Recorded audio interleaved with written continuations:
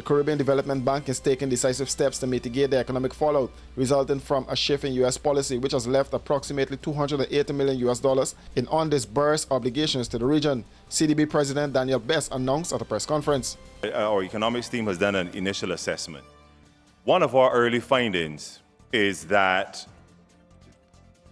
at this moment, there is approximately US $280 million in undisbursed obligations to the Caribbean from United States funding, whether it is USAID or other spaces.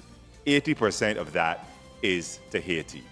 So this is not an immaterial situation that we're dealing with.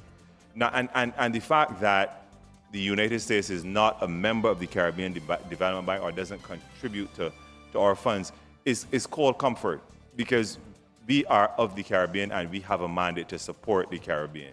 He, however, said that the CDB has begun to take measures. We have already convened meetings with CARICOM agencies that are being directly impacted, such as SEDEMA, the OECS Secretariat, and others that are being directly impacted, to seek to determine which space CDB could respond better in. One that concerns me greatly, of course, is the matter of early warning systems and the technical support we get. Ms. Isaac mentioned it in her speech. Resilience is not just about funding, it's about impact. And we have within the bank the technical expertise to support in areas where there will be a gap in the United States support, not necessarily in funding, but in United States support. According to Best, the increased funding received from contributions through the bank's Special Development Fund will go towards financing projects that address issues such as climate disaster mitigation, diversity, equality, inclusion, and gender equality. The bank has $460 million in its Special Development Fund, which includes the $77 million increase.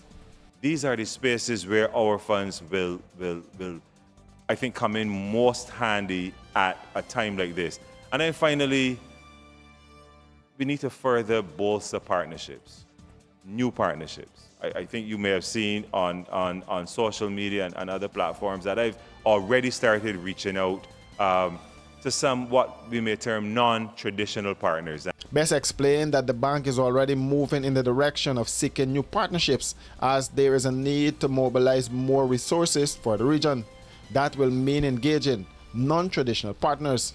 I mentioned $280 million, but I want us to consider how many lives, livelihoods, and life chances are being impacted by the absence of these resources.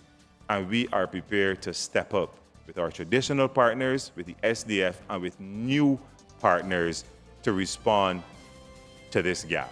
Under the Donald Trump administration, a number of agencies in the region have lost funding.